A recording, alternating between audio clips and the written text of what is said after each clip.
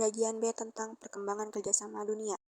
Awal mula terjadinya interaksi dan kerjasama antar wilayah di dunia.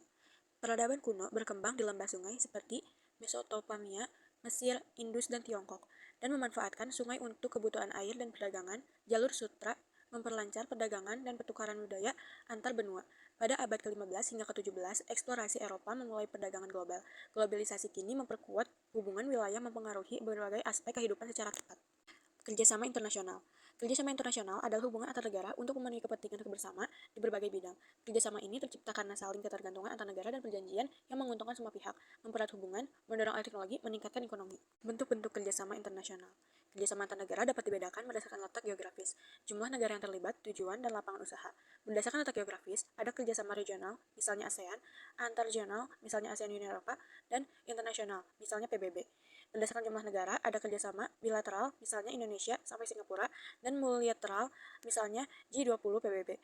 Berdasarkan tujuan, contohnya adalah ILO, dan berdasarkan lapangan usaha, contohnya OPEC untuk negara penghasilan minyak. Profil beberapa lembaga kerja internasional. ASEAN dibentuk pada 8 Agustus 1967 oleh 5 negara dan kini terdiri dari 10 negara Asia Tenggara. Tujuan ASEAN adalah meningkatkan ekonomi, sosial, budaya, serta menjaga perdamaian dan stabilitas. Pada 2007, Piagam ASEAN disahkan untuk menjadikannya organisasi dan berdasarkan hukum.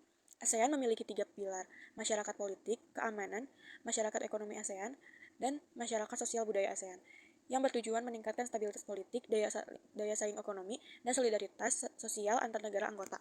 Uni Eropa adalah organisasi supranasional yang terdiri dari 27 negara Eropa. Didirikan melalui perjanjian Maastricht pada 1992. Sebelumnya, kerjasama dimulai dengan pembentukan ECSC pada 1951 dan MEE pada 1957. Uni Eropa bertujuan memperkuat demokrasi, meningkatkan efisiensi, membangun unifikasi ekonomi, mengembangkan dimensi sosial, dan menetapkan kebijakan keamanan. Dewan Eropa adalah otoritas tertinggi UE, dengan perangkat lain seperti parlemen dan eksklusif. Perserikatan Bangsa-Bangsa dibentuk pada 24 Oktober 1945 untuk menggantikan Liga Bangsa-Bangsa dan menjaga perdamaian dunia. PBB memiliki 143 anggota dan bertujuan untuk menjaga perdamaian, membangun hubungan antar negara, serta menyelesaikan masalah internasional. PBB terdiri dari badan utama seperti Majelis Umum, Dewan Keamanan, dan Mahkamah Peradilan Internasional, serta badan khusus seperti UNESCO dan WHO. Indonesia menjadi anggota PBB pada 1950 dan mengikuti politik luar negeri bebas aktif. G20. Group of 20 adalah forum utama kerjasama ekonomi internasional yang dibentuk pada 1999 setelah krisis keuangan Asia. Anggotanya mencakup 15 negara dan Uni Eropa. Sekitar 85% PDB global dan 75% negara dunia. G20 bertemu setiap tahun untuk membahas ekonomi global. Pada 2022, Indonesia menjadi tuan rumah KTT G20 dengan 3 pilar utama: transformasi digital ekonomi, transisi energi berkelanjutan, dan arsitektur kesehatan global. Bagian C. Tujuan pembangunan berkelanjutan. Tujuan pembangunan berkelanjutan. Pembangunan berkelanjutan menurut UU RI No. 32 Tahun 2009 adalah upaya yang memandukan aspek lingkungan, sosial, dan ekonomi untuk menjamin kesejahteraan generasi dari sekarang dan mendatang.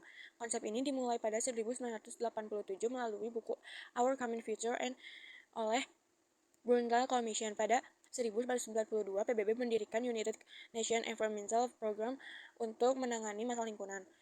Pada 2000, 186 negara mendeklarasikan Millennium Development Goals untuk melawan kemiskinan, meningkatkan kesehatan, dan mendorong berkelanjutan lingkungan.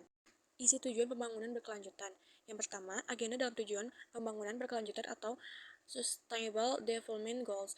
Yang kedua, agenda TPB berisi 17 poin penting atau 4 pilar pembangunan berkelanjutan. Pilar pembangunan sosial.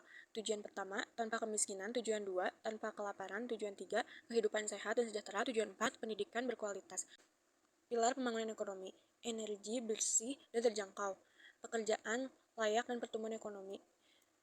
17 poin penting. Yang pertama yaitu ada tanpa kemiskinan, yang kedua tanpa kelaparan, yang ketiga kehidupan sehat dan sejahtera, yang keempat pendidikan berkualitas, yang kelima kesetaraan gender, yang keenam air bersih dan sanitasi layak, yang ketujuh energi bersih dan terjangkau, yang kedelapan pekerjaan layak dan pertumbuhan ekonomi, yang kesembilan industri, inovasi, dan infrastruktur.